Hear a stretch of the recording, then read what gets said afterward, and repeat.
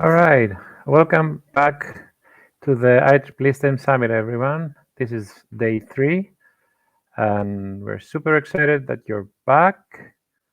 Um, Today, we've got a lot of interesting and exciting things for you. But before we do that, let me remind you of some of the logistics. All sessions are being recorded, and you can view them later by clicking the schedule button on the top menu. Um, During the presentations today, you can post your questions into the chat window, which is on your right, and make sure to participate in the STEM Summit Challenge and have a chance to win prizes. If you haven't found it already, it's on your top left corner at the reception page. The winners will be announced during the closing ceremony on Friday. Um, Join us to the continued STEM Summit conversation in our collaborative and Facebook communities, where you can exchange ideas and suggestions and meet other STEM enthusiasts. And make sure to download your participation certificate and badge under the resource section.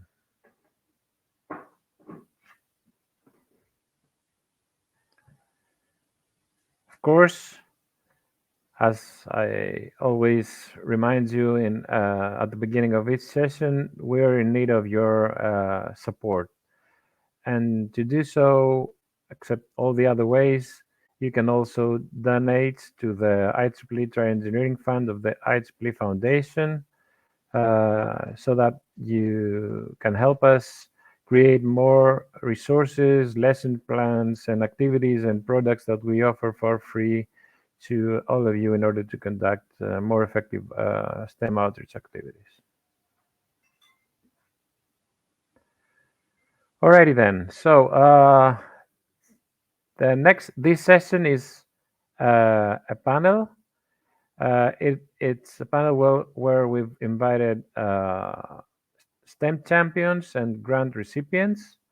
I will moderate this panel, and I will invite to the stage Rosita Marinova. She's a professor in mathematics and computing science in Concordia University. Gayatri Manikuti, I hope I pronounced correctly your name, assistant professor and computing education research lead at Amaki Labs. Sanjay Tirap, lecturer at Jigme Namgyel Engineering College, Royal University of Bhutan. And Dan Ahimbisibe, chair of IEEE Student Activities Committee of the Uganda section. So I'm inviting the panelists to the stage so that we can begin our wonderful discussion.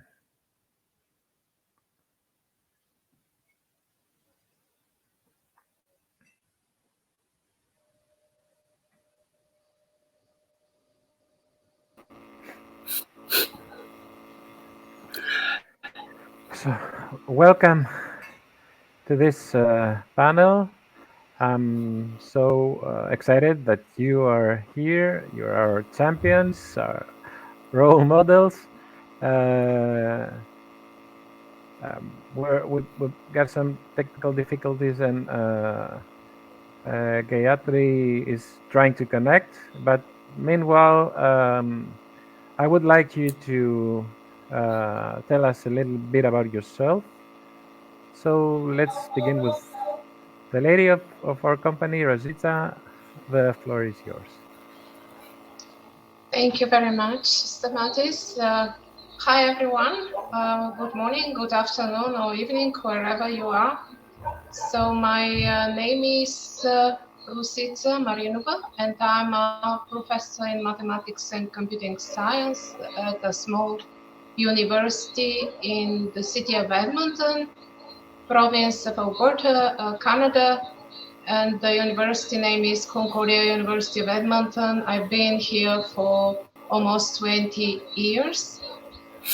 I am a member of Northern Canada section, which includes Northern Alberta and the entire Northern Canada, which are the Northwest Territories, Yukon, and Nunavut. It's really huge in size in terms of area. So prior to joining the university, I'm now working as faculty.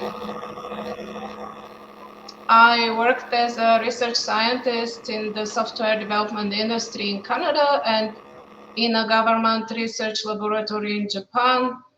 Well, throughout my career, teaching career, I've taught various courses in math, computing science, information technologies, and teaching courses in these diverse disciplines require diverse creative approaches.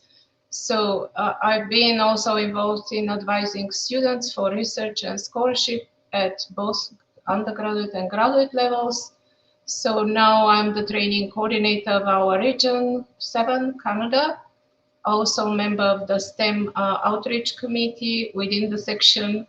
I'm the STEM outreach coordinator and the vice chair. So that's my introduction. All right. Thank you so much. Do we take turns or sorry? Yeah. I'll let the others introduce themselves, and then we'll move on to the second question. I would like Sangay to introduce himself to our audience. Thank you, Stephanie. But uh, good evening, good morning, good afternoon everywhere from attendance from all across the world, I believe. This is Sangit Chetup from Bhutan, a very small country in South Asia. Uh, Currently, I'm working as day lecturer uh, and also serving as the Dean of Research and Industrial Linkages in Jigmenamget Engineering College, the Royal University of Bhutan. Bhutan is a very small country, so where we have only two universities. So I'm one from one of the two universities where like there are only two engineering colleges under this university. Uh, so that I teach in the Department of Electronics and Communication Engineering. And then I have been actually privileged to be part of this IEEE STEM champion, and then would like promoting the STEM activities in the grassroots, particularly in the rural areas where underprivileged youth are actually, I try my best to actually give some access to the STEM learning tools in the very remote places in Bhutan. So thank you so much for this wonderful opportunity. Our pleasure to have you with us. Thank you so much. Let's move on with introducing Dan. Dan, would you like to introduce yourself to the audience? Hello everyone. Dan Ahimsiwe. So I come from Uganda, East Africa. So I have a background in telecommunications engineering. I've been recently working as a telecom equipment conformance officer, where we take a look at like the devices produced by manufacturers to see if they are in conformance with the standards, with the set standards within our country. I've been an active member of like IEEE, so I'm the current chair of the students' activities committee. So majority of my time I'm engaging students, and I think that's why I find my passion. I'm currently also leading a project known as 1 Million Girls Pad Project, in which we visit schools and we train them how to make like sanitary pads. So it's one of the projects that have been keeping me busy. Yeah, that's what I can say about myself. Thank you so much. All right. So, Kayati, would you like to tell us a little about yourself? Yourself. Sure. Thank you. Thank you so much, Tomatis. My name is Gayatri and I am a senior IEEE member. I am the vice chair of IEEE Site Kerala section in India. And I am also the STEM coordinator of IEEE Education Society Kerala section in India.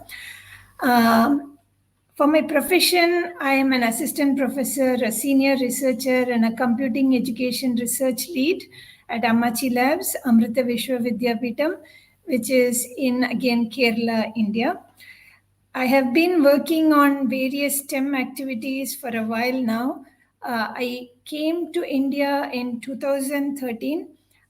Prior to that, I was working for 11 years in Intel Corporation in Austin, Texas, as a computer engineer, a design automation engineer, and a validation engineer.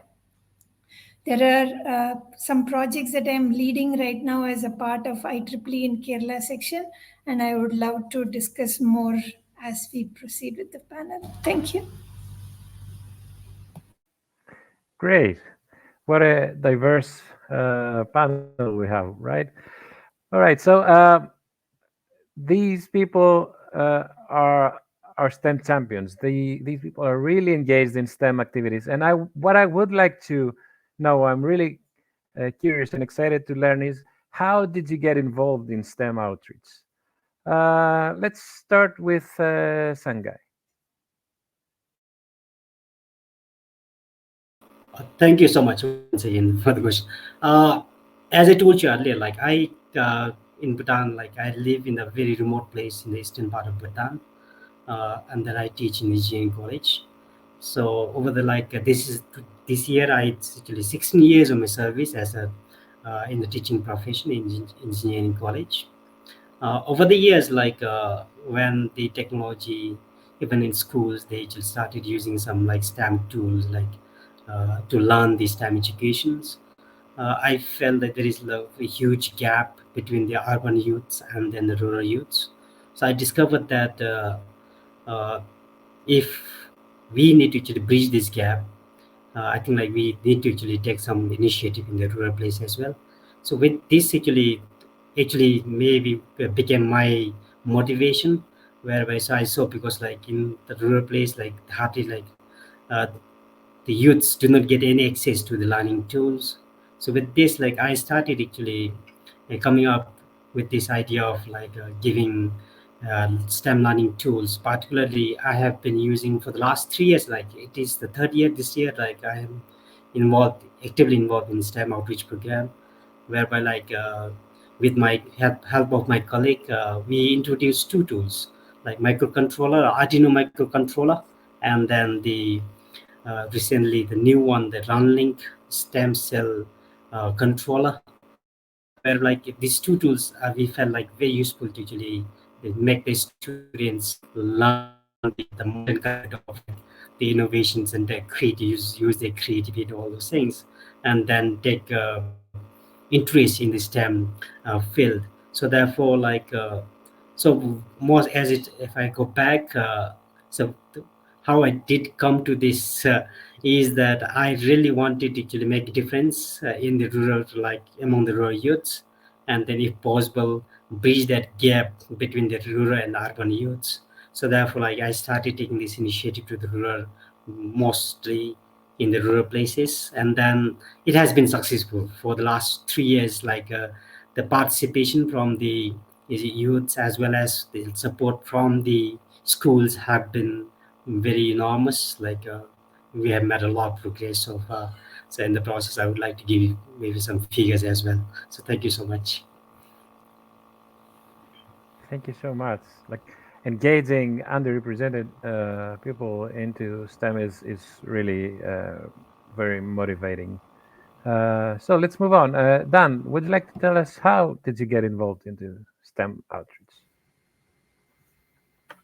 So I think I'm a product of the I this the teacher in service program, TSIP. Yeah, so my first time to go, we're at campus, we're celebrating IEEE Day. Uh, it was around that same period of IEEE Day. So one of the section chair invited me to participate in the Teacher in Service program. He said there's this program where you go to schools and you inspire teachers as well as students, mainly educators, through using uh, like local resource. Okay, like you teach them like how they can use like local resources to make STEM interesting to the students. So in the November, is it usually in the November period when we organize the STEM activities. So we went to one of the schools and we did like the tall tower challenge, and so every time. So okay, during the event, we enjoyed the event so much. So we interacted with the students. The students were so happy. We also called in very many other students who are from the university, because we went to the nearby school in the university, and they showcased their products. So the following year, he called me and he asked me, "Do you remember the event we organized for Teacher in Service? I would like you to initiate and organize it at the university." So I was like, "Oh, okay." So I went to the Try Engineering website and I saw some of the programs, the Tower Challenge, Crit Code. So and they were interesting because we just used local materials, and the robotic arm competition. So I started engaging the students in those activities, and they really enjoyed it. So from that time, every time there would be a STEM related activity, I would I would I would push on. Now we have done the activities in very many areas, including like the remote areas in our country. So it was I'm the product of sharing service program. Great, great. I have a feeling that most of us are these children, right? Great. And by the way, we have a session tomorrow where we will demonstrate these hands-on activities to the audience so that they understand how engaging and captivating they are. Let's go to Gayatri. How did you get involved in this demo? So when I was in the US and I was working for Intel, I would volunteer as a part of Intel's outreach activities. I would volunteer for the first Lego League. So we would take, Lego Mindstorm kits to the schools and then teach robotics. Because I was basically in, computer engineer, so therefore it was a part of something we were doing.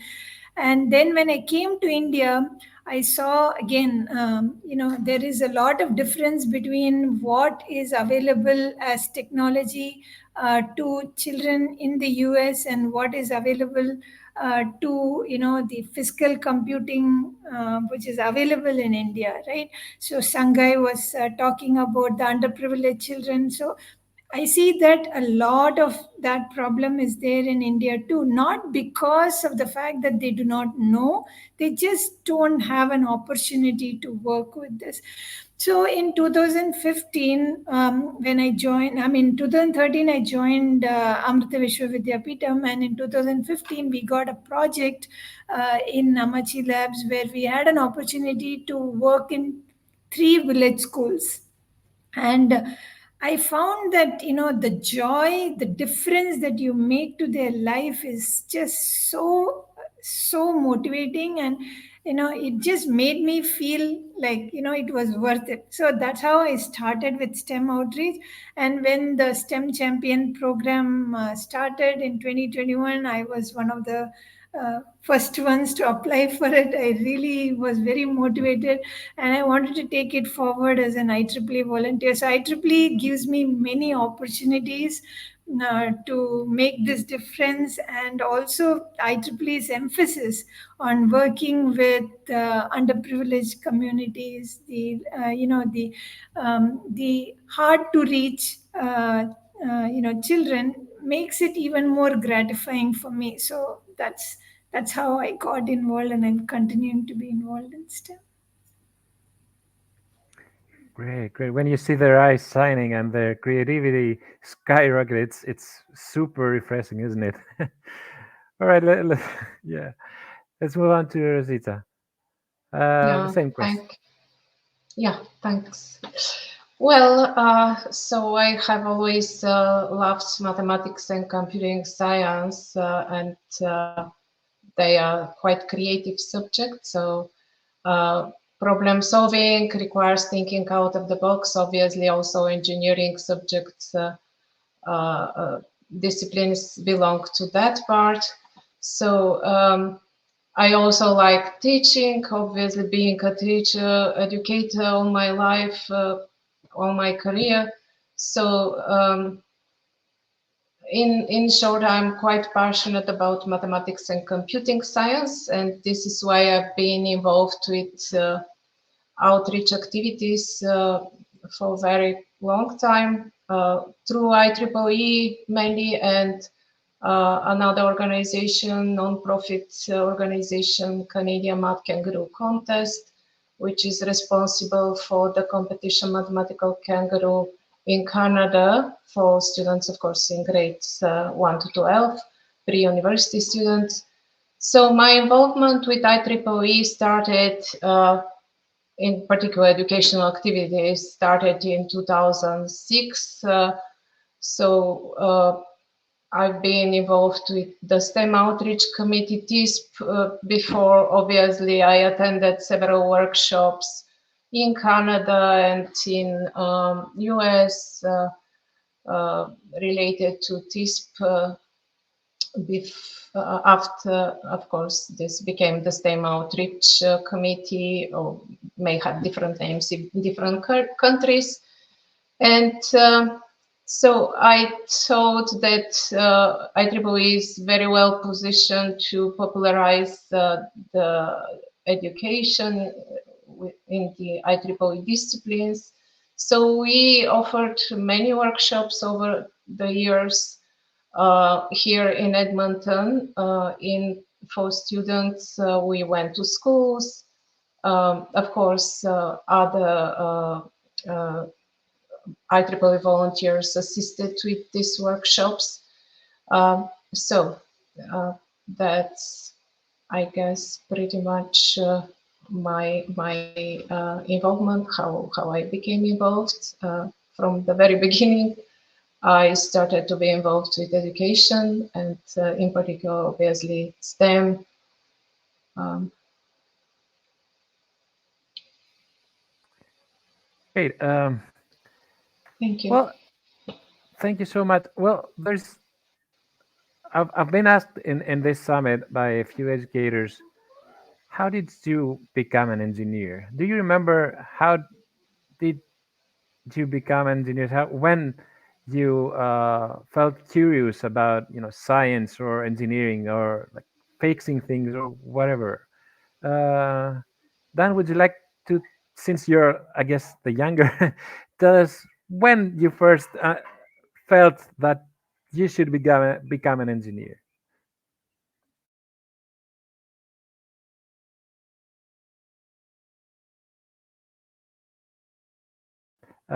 You're muted. Please unmute yourself. So I think in high school I was good at all subjects apart from physics. Not that I was bad at physics, but I didn't perform physics as the way I would want perform like my physics. So I ended up reading only physics. So I put much efforts in physics, like understanding physics, because it was more of the subject I compared to do engineering. So I was like, why don't I understand this one more than like why does it give me hard time more than this? Then also I like the fact that you are able to sit down and maybe find a solution, like to solve a practical problem that everyone is able to see. So, and also the motivation that, hey, uh, um, engineers, of course, they solve the world. They also make, I think they make a good living. So when you study engineering, you do a good living. So it was also a motivation, because who doesn't want a good life? So when you come think about that, hey, engineers, they can solve the community problems, but they can also live a decent life. So it was one of the compelling factors I can share.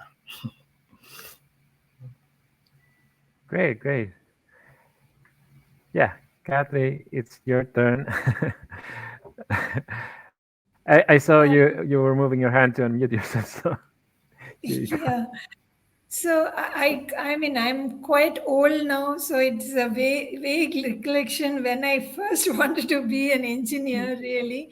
But being in India, science is always a very important domain to be in.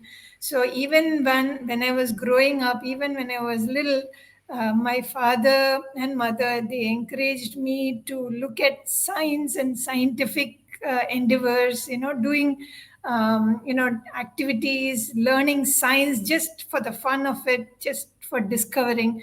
So I guess that would be really the correct time. And I should say I started to be an engineer because, well, as a degree, I think I joined it more because all my friends, everybody joined, and I also wanted to join engineering.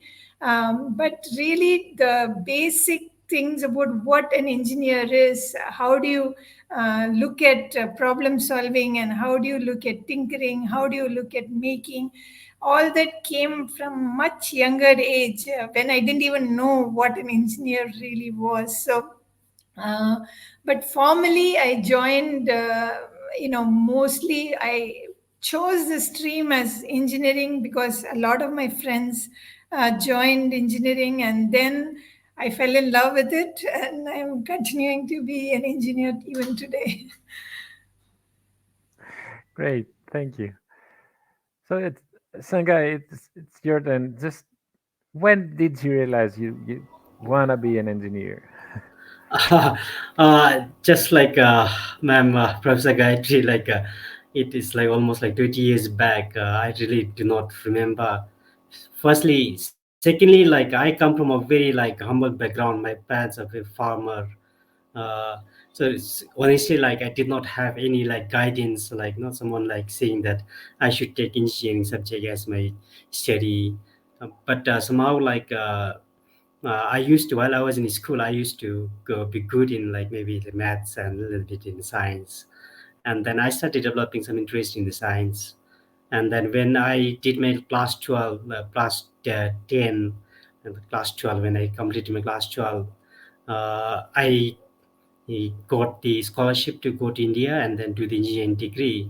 And it also happened in such a way that like all my friends were actually joining the engineering, going for engineering. So therefore I started actually joining the part of them. And then so that's how I started my engineering career. And then it took me a lot of time, of course, like it was had a lot of challenges in the, as I told you, because I come from a very humble background where like we did not without any access to like such information. uh, but like once I came back after completion of my degree, then I joined engineering college as a faculty there.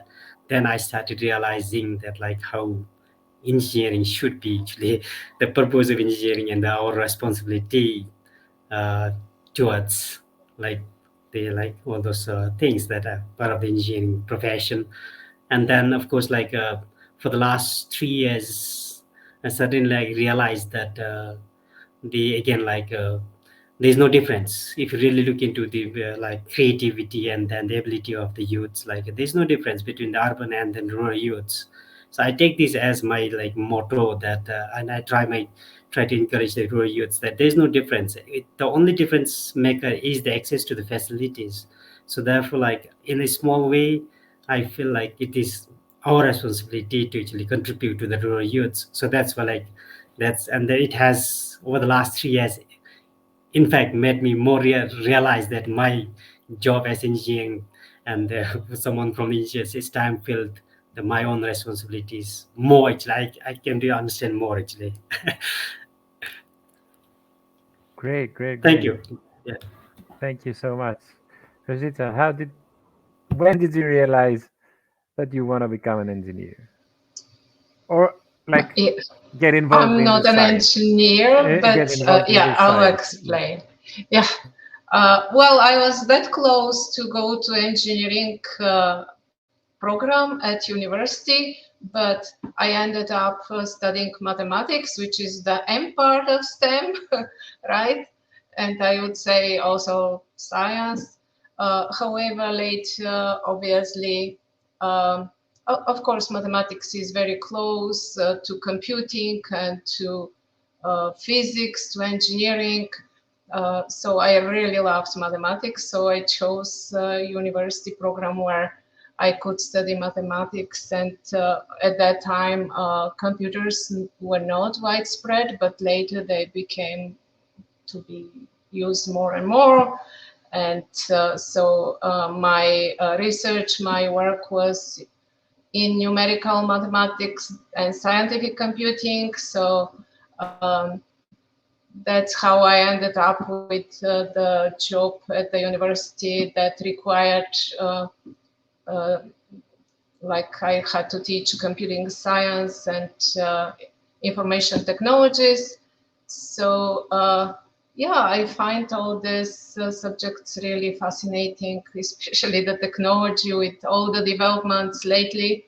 So, and students are so kind of familiar with all these cell phones now that, of course, we didn't have some time ago. I'm also not young, so I kind of, yeah, went through like witnessing all these changes in technology and computing, and from using Apple, this 8-bit computers, right? Later with mainframes we used at the university for some projects we had to do. And of course, personal computers that we started to own. And of course, all of them, like I've seen all of them, like it's very kind of interesting, all this. And so I liked also education, obviously. And again, I would consider myself as a numerical mathematician, applied mathematician. But if I work for a company, as I could be with the title software engineer or something like that. So officially by training, I'm not an engineer, but I feel I'm kind of close to. Yeah. Great. So I, I figured out that you all share a few like common characteristics, like resilient in failure. You Dan was so persistent in trying to understand physics, but also your deep motivation that comes from deep inside to help others and solve problems that will help others, have a better life. And that's what engineering is about. And I'm sure, since you all have those great characteristics, you are deeply concerned about the impact of your programs and of the activities. So I would like you to describe your program and how does this impact your local or global, even better, community. Let's start with Rosita. All right. So the program related to the grant, right?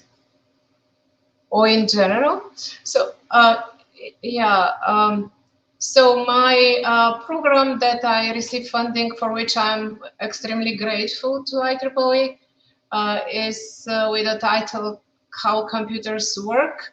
So we planned to organize, and we organize workshops that aim to introduce students from age 14 to 18 to the computer and software engineering profession. we've done similar workshops in the past, actually, but we didn't use the equipment we could purchase with the grant money from IEEE. So the program aims to expand and attract students to learn coding and join computer-related university programs like computer science, information technologies, computer engineering, software engineering. So we had a team, section volunteers, IEEE volunteers, and university students who helped with the workshops and mentoring the students. So we last year had 3 workshops. One of them was in July, and it was attended by indigenous students who are quite underrepresented and underprivileged, I would say, in our province. So they were in grade 12 and came to our university for a day to attend different activities, and including this workshop. So what we did was purchase some kits from actually all of them from Amazon. I maybe it doesn't matter this, but sorry for not intending to advertise them at all. But so they were like Arduino compatible kits that we purchased, and they had all components we needed for more than 50 projects. So we ran some projects with the students, like the Blink Challenge, the buzzer, LED lights, so LCD display, thermometer. So there were several that we ran, and we had 2 other workshops in November that were for students, one of them for students from the area that could come to the university with their parents to parents were actually IEEE members also to work on this project. And then one was again with students that came to the university for other program, but we also used this opportunity to demonstrate our program as well, how computers work. So we intend to use these kits that we purchased, of course, once again, so they are here to stay and help us. So we plan to organize other workshops. In particular, there is a school here in Edmonton, new school called STEM Collegiate, which is focusing on STEM programs. This is not common in Canada. It might be elsewhere, but honestly, you rarely can see these kind of schools in Canada, which is very exciting. They started this school, so they asked us to probably go and help them with some activities. And of course, we usually also run this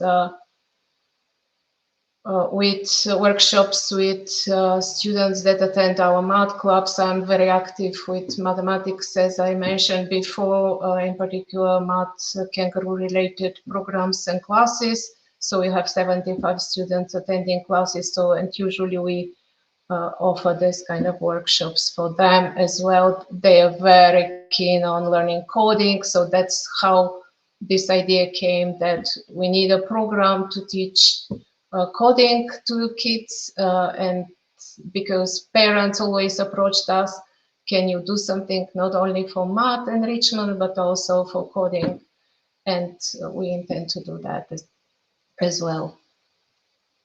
Yeah, thank you. Great.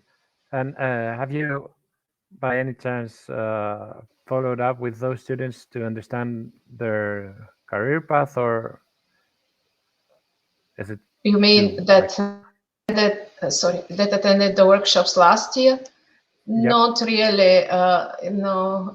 Yeah, one of the groups in November that came to the university, a few of them seemed to be interested in science programs. They were coming Mhm. for also other programs, but I hope maybe we changed their kind of mind and uh, mm, yeah, no, we did Okay. not follow up. But the group that we run one of the workshops, the students were quite young, so it's kind of early. But Mhm. again, the two other workshops were with high school students, mainly grade 11, 12 that are coming to university soon. Yeah. Great, great. Thank you so much. All right, Sangai, would you like to describe us your program and also what kind of impact it has and how you calculate like your impact? Thank you so much. As I told you earlier, like motive was to empower the rural youth, and then also like encourage the girls' enrollment into the STEM. So these two motives, and then taking the SDG 4 as the guiding principle, we actually initiated this grassroots initiative, STEM initiatives.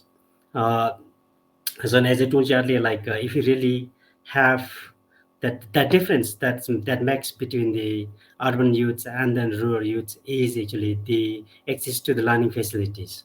So that this actually motivated or inspired us to actually maybe take this initiative. So therefore, since 2020, like since the year 2020, it was the first time, of course, like uh, we of course, like in schools, like there are like maybe STEM teachings happening, a lot of like maybe even the programming codes or like, programming languages actually started taught in the schools.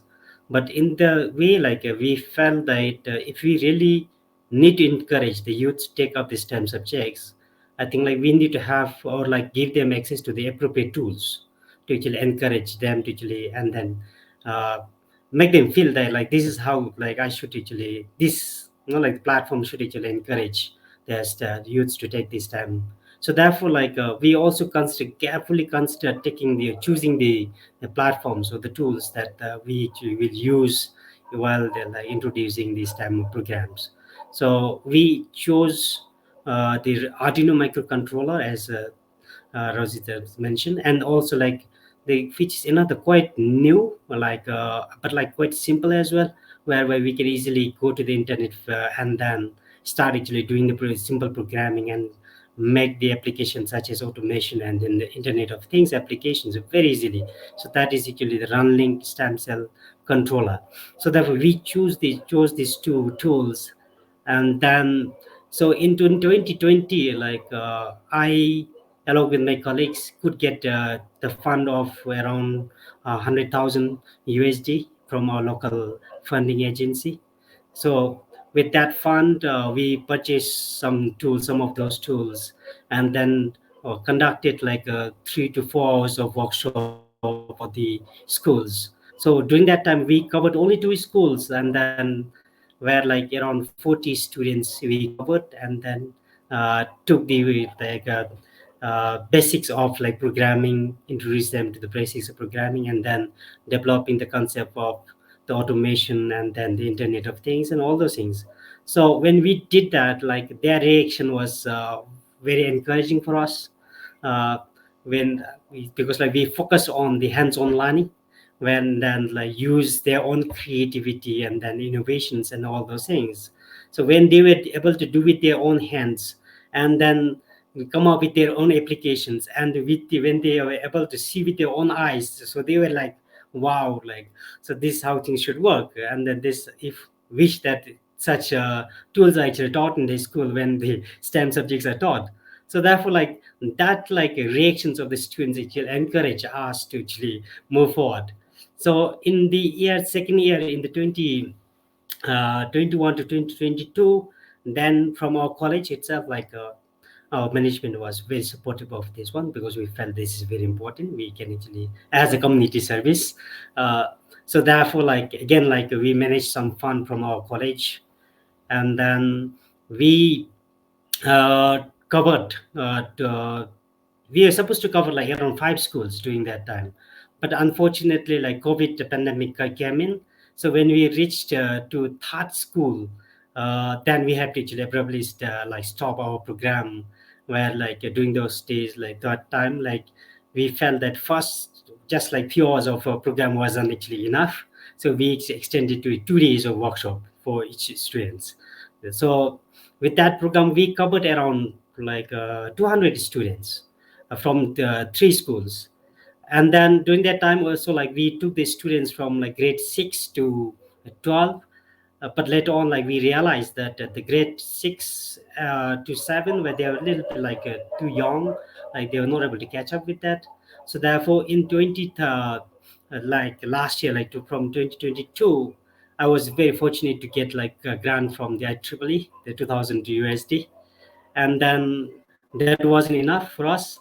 So therefore, like we actually approached UNICEF Bhutan, UNICEF, where they were very kind enough to actually support us with another like 17,000 USD. Uh, so with like total of around 19,000 USD, we covered 10 schools. And then each school, we conducted 5 days of workshop for each school, whereby like we covered like 440 student 47 students as per my record, from where like there were like 211 girls and 236 boys. So we, our target was to have like exactly 50-50, but somehow like we could not achieve that 50-50 girls and boys, but like it was very close. And then along with that, like we covered like we had 13 STEM teachers from those 10 schools attending those STEM programs. So with that, 5 days of workshop for each school made a huge difference. uh, and then whereby uh, if I share the impact of that one, of course, like after that program, like each school like started their STEM clubs. As part of our project, like we contributed 5 Arduino microcontroller set, as I said, robotic kit set, and then we also contributed 4 running stem cell controller, and then a set of sensors, like all those like devices, sensors, and the other devices where the students can actually learn more. So we actually donated to each school about like maybe around 100 USD worth equipment to each school. So from that on, like each school actually came up with the STEM clubs. And then one thing that I noticed was that in earlier days, like in those schools, in across all Bhutan, I believe, like they do conduct some science exhibitions and all those things, science competitions, uh, whereby like traditionally they have been doing like maybe like even they, let's say like they want to build a model, like so they were building with some cardboards and some mud and all those things, and explain those functions and how the things works. But since we started this program, introduced to those tools, and then where they were made aware of those.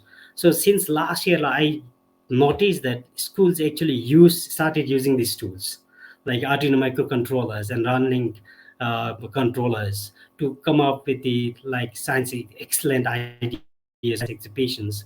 And then since then, they have been actually winning the competitions. In fact, so it has made a huge uh, impact, I would say. And then just recently in October, yeah, it was in October, the we had some fund from through a European project. And then so we again conducted a teacher trainer of training trainer of yeah trainer of teachers, a TOT program for the STEM teachers, whereby we called 35 STEM teachers from schools again. So we introduced them to these tools, and then their reaction was actually, of course, very encouraging, and they wanted us to continue this program.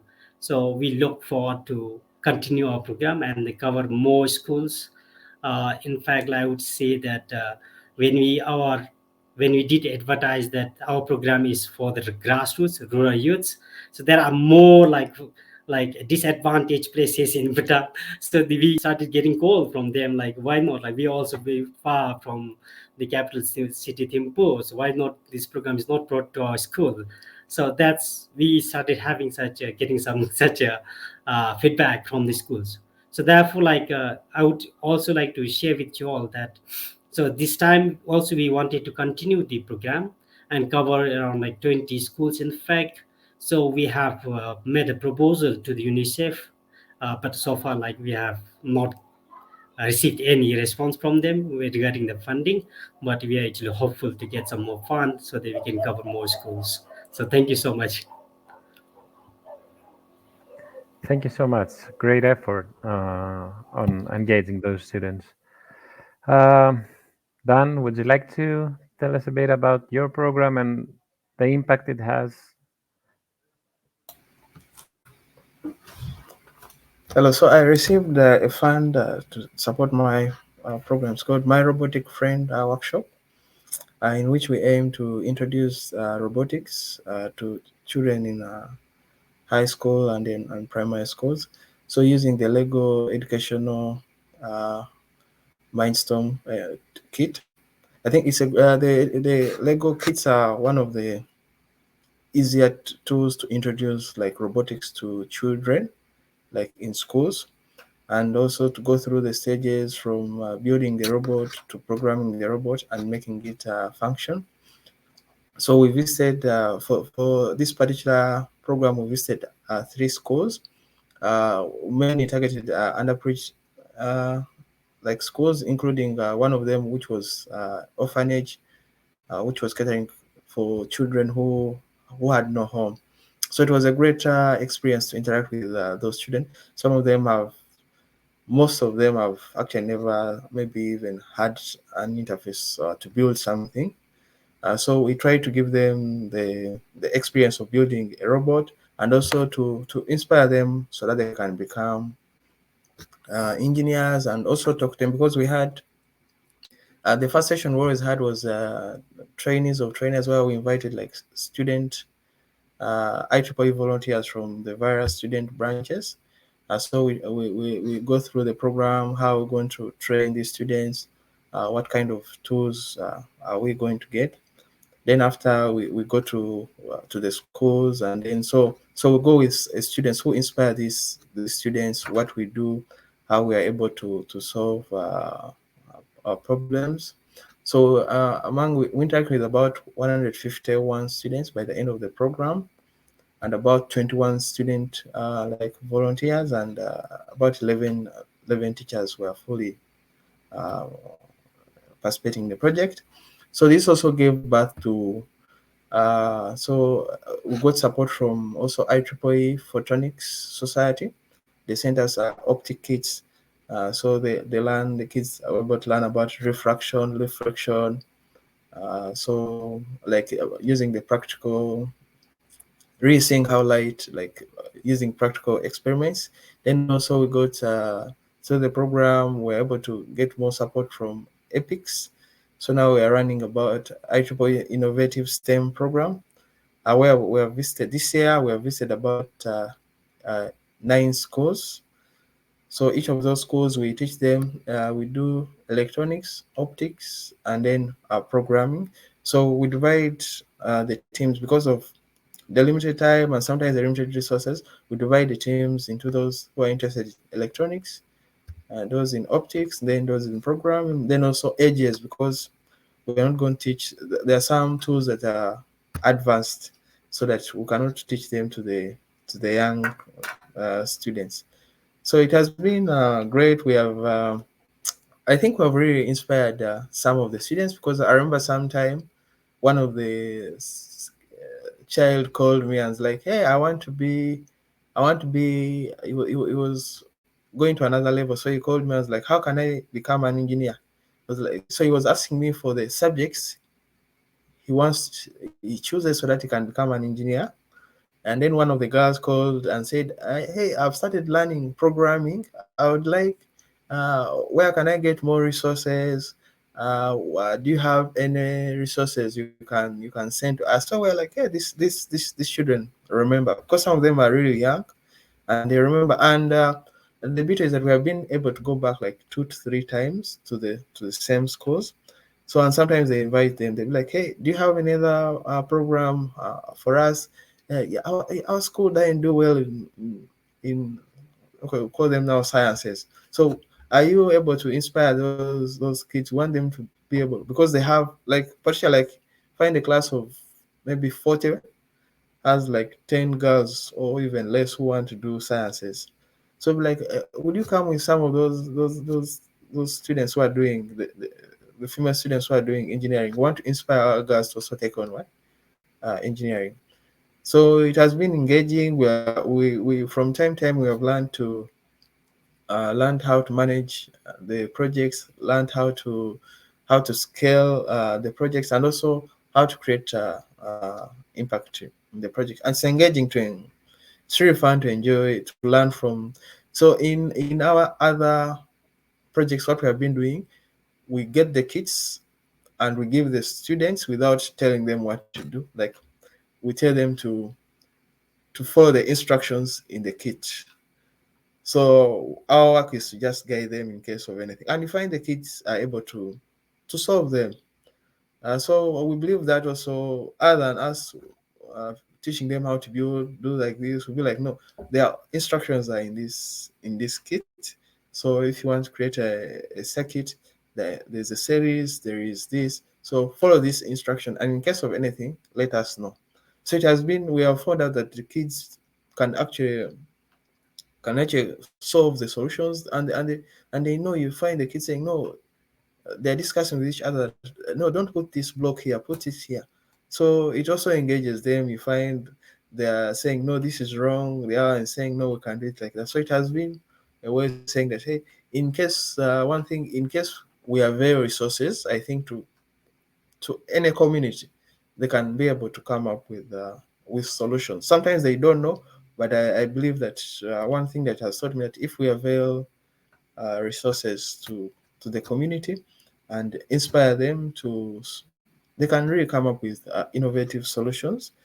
Because because these are kits we haven't used, we would get stuck, but the kids would be like, oh, no, let's do like this. They would also suggest what they can do. Yeah, that's some of the things I can manage to share. Great, great activities. Thank you so much for sharing those with us. Uh, Kathy, it's your turn uh, to describe, your program and the impact it has.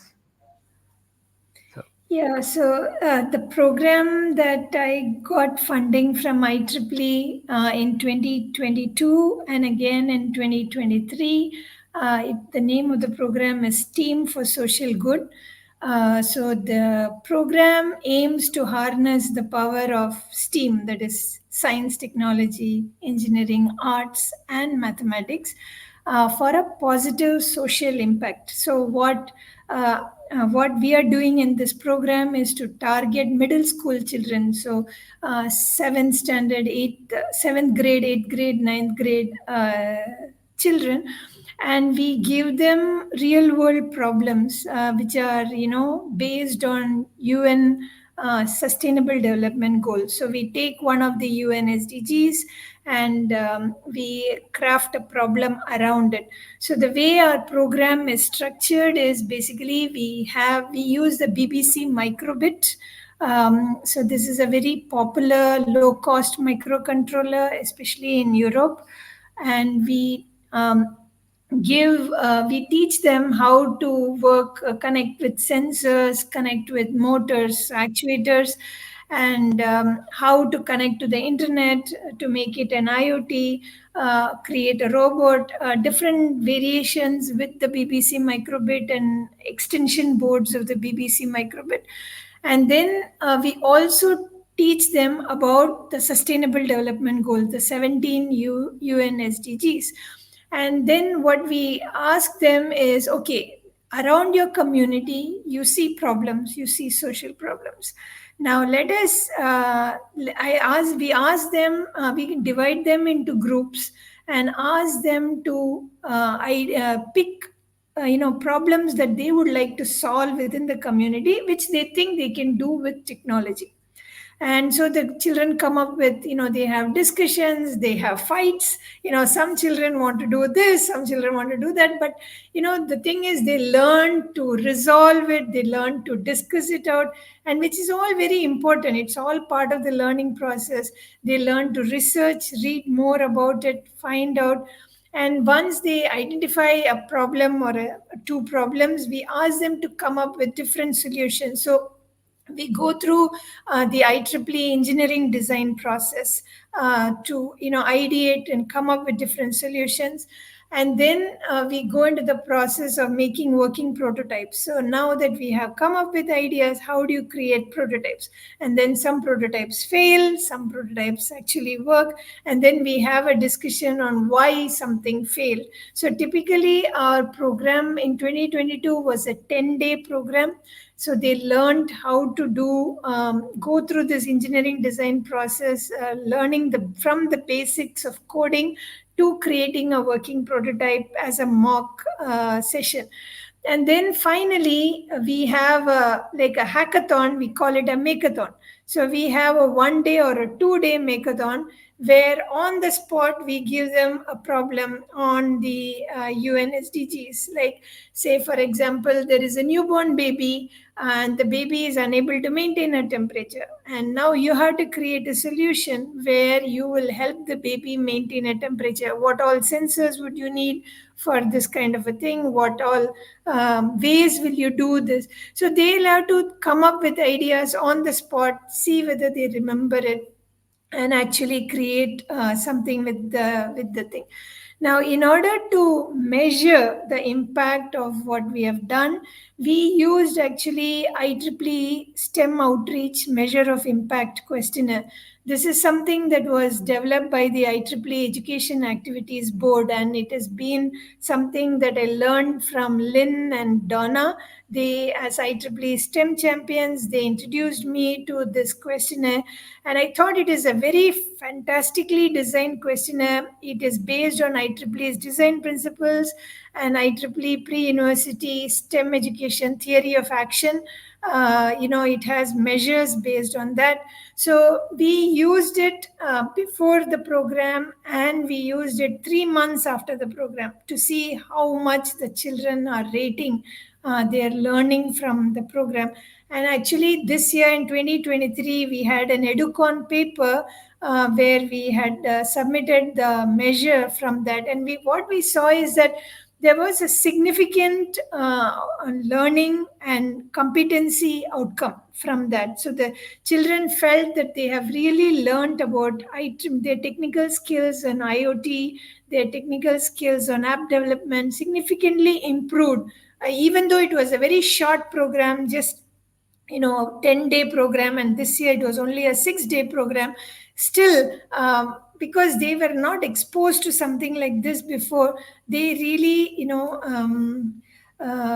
felt their self reports were very very good, that we could see a significant improvement.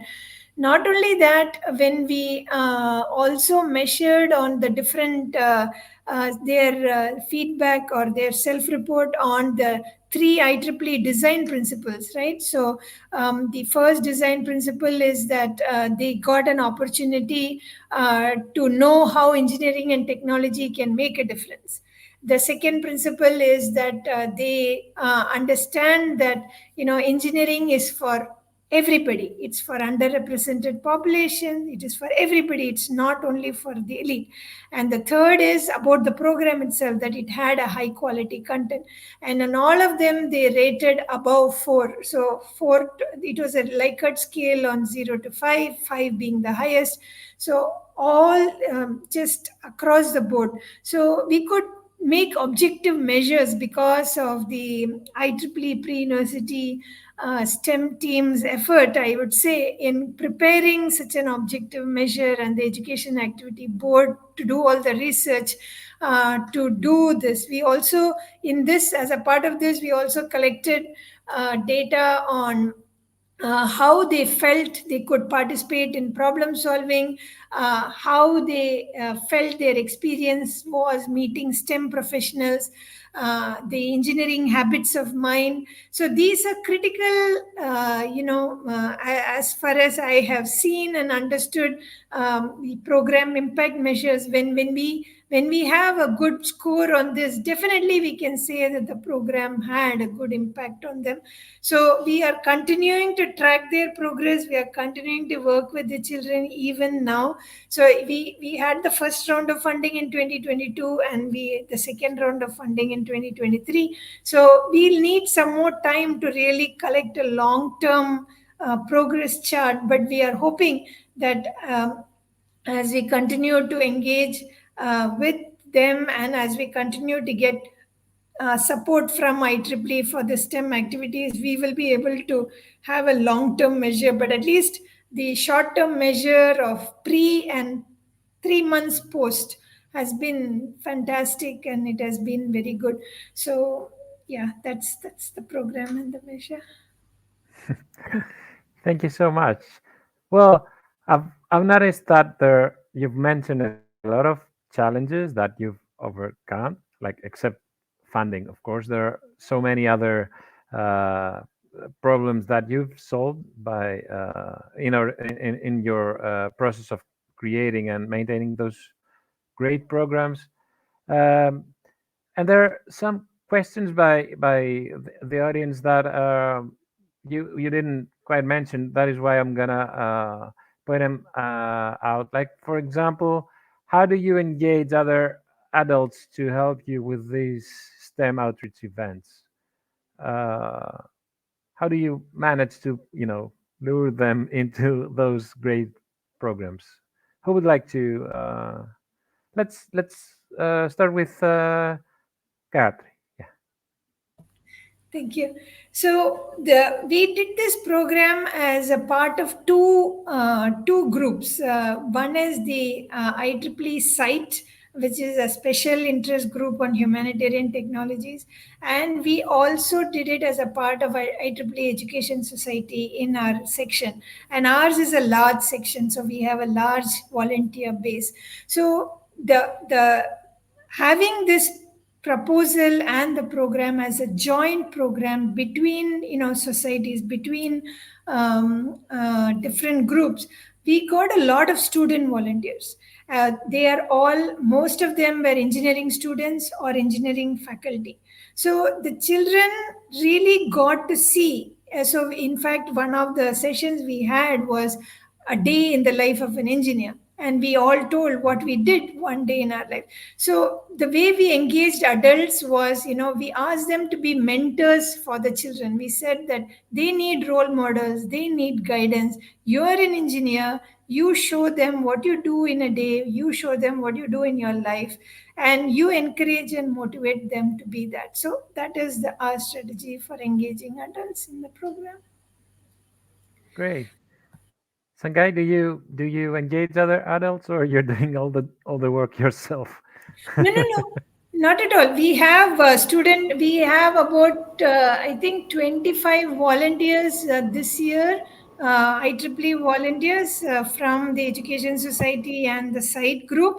And last year, I think we had about 17 or 18 volunteers. So it's not at all my effort. It is a team effort for a team of children. So it's been really and I think only when you have role models who are not just you, but they see that everybody is an engineer, all walks of life, it really can make an impact to a STEM program. So it was very important that we had female engineers, male engineers, every discipline we tried to cover, so that they don't just see, oh, it can only be a computer science or a computer engineer or a mechanical. You can be all shades and color and heights and everything, whatever you want.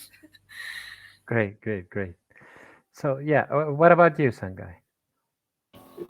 Yeah, I think like the adults are actually very much part of the program, of course. Like particularly, like I would say, like when we go to the schools and then rural places to actually and inviting the youths to take part in this program, the parents plays a very important role to actually whether to send them or not, particularly doing, because we try to conduct such workshops during the winter vacation. And then part of the country, like our youths do a lot of like helping jobs during their vacation. So the parents plays a very critical role to actually whether to send them to such programs or not. So very much part of the program. Parents are, of course, like I, as I said mentioned earlier, like our focus is in the rural, so therefore not much of educated parents are there. So our focus is there. Secondly, of course, like we do as a team. Obviously, I have my team like who really work hard. Uh, so therefore, at the same time, I have faculty colleagues who would like help in conducting these workshops. At the same time, as Professor Gayatri mentioned, like we also engage our engineering students in playing the role of like mentoring, and then of course some like motivational figure as like when, because like, we invite the school kids to our campus and then show these like tools like how STEM engineering is about. And then so they do presentations, they exhibit like their like creations or like the prototypes to those school students. So therefore like adults are very much part of that. And then of course at the same time, uh, like the college management, like management plays a very important role like in supporting such programs. So if there is no support from the management, it becomes quite difficult to actually conduct such a program. So therefore as a college also, like we take this as our responsibility, a community service particularly. So therefore like college is very much supportive of the such programs. So this, because of all the support from all angles, so we have been actually been successful in conducting such programs for 3 years in consecutive. So we expect more to actually to continue and to cover more schools over the next years. Yeah, thank you so much. Great, thank you so much. What about you, Rosita? How do you engage other adults? Yes, I will share my experience with that. So we heavily rely on section volunteers, and of course, university faculty and students are helping with the workshops. We're helping at least with these workshops. uh, how section volunteers could be reached, like if you need to recruit, if you don't have anybody that you know and can invite and ask to help you. So you can send, I suppose, an e-notice. If you have a scheduled event, you can also send e-notice to the section members that you are seeking volunteers for this particular event. This might be helpful for those who plan to run such activities. Appreciation of volunteers is important part of this as well, because of course it matters the quality of the work we do, and of course volunteers also should be trained. We also usually plan for training of the volunteers. Again, Northern Canada section here helps a lot with the outreach, STEM outreach activities and programs. I think that's in general what I can add to what Sanjay and Gayatri mentioned. Okay, thank you so much. Dan, would you like to add something? Is there any other trick you're using to lure adults into your programs? I think one thing I've come to learn is interact with my volunteers. In most cases, I actually just maybe if we get funding, but the rest of the work like programming, teaching the kids programming, because some of the things I don't know, building the robots, some of the things I don't know. So I do the mobilization. Then the rest is left with the volunteers. The beauty with being part like of IEEE, you have a number of volunteers you can work with. Like now, like for me, I work with very many students, and as the chair of the student activities committee, I get students from all. I get overwhelming students to work with actually. So just maybe the time, maybe you have to know the time, because sometimes maybe since they're students, they may be in exams. Also, since now Now the young professionals, we have just started working, so sometimes you have to know the time people are free. It may not, it may be difficult, maybe relying on someone, and someone is not available because they have no, it's not the right time they are available. So I delegate work. Most people want to be delegated work. You be like, hey, if it is social media, you do social media. If it is training students, you do training students. Okay, most times when we reach at the events, I be like, okay, my work is done now. The rest is yours. So I'd be like, okay. And then they do the introductions, they do the dividing of the team, they do the whatever. Then they come, they ask me, what should we do now? I'd be like, no, I have nothing to say. Find what to do. So I think that's one thing I've learned. I let them do. They okay, ask me what should we do now? I'd be like, I don't know. So find something to do. So when they become so much involved, they share their ideas. They also want to be part of. They feel that they are part of the team, and then it becomes, at first it used to be so much, but now it's becoming really easy to involve them and also do some good work. Great. Thank you so much, everybody. Our time is up. What I wanna like, if I wanted to summarize, which is super difficult because you're doing so great things, is that we are all share this passion, this strong belief that engineering will help not just the kids but the world in general. We will be, those kids might be part of the team that will change the world, and we're doing our best.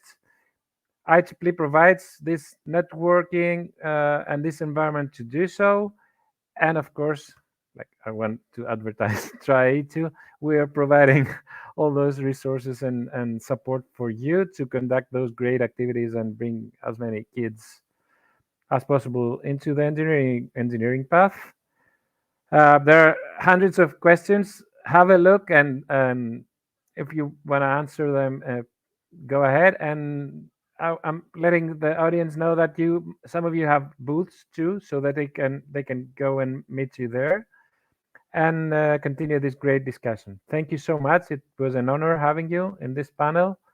Great programs, great opinions. Thank you so much. Thank you. Thank you so much. It was a great honor.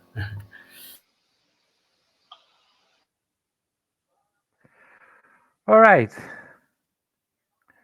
What do we have next?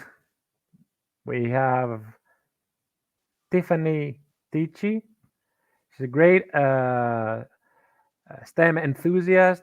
She's doing great job on bringing students into the STEM path, and she will present about unleashing the power of persistence, nurturing an engineering mindset for success, which it's the connection with what we were discussing now. It's is obvious. So please join the session and let her amaze you. And then at 11:15 we've got the after school opportunities panel, where a great panel will discuss about the opportunities you have to create events, STEM outreach events, as after school activities. um, All right, so we have like 10 minutes break, and then we will all be back to Tiffany's session. Thank you so much.